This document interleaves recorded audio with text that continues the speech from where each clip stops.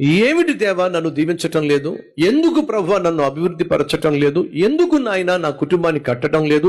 ఎందుకు ప్రభువా నా ఆరోగ్యాన్ని కుదుటపరచటం లేదు? ఎందుకు ప్రభువా ఆర్థికంగా నన్ను స్థిరపరచటం లేదు?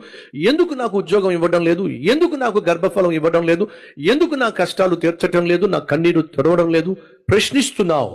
కానీ దేవుని యొక్క ఉద్దేశం ఒక్కసారి అర్థం చేసుకో.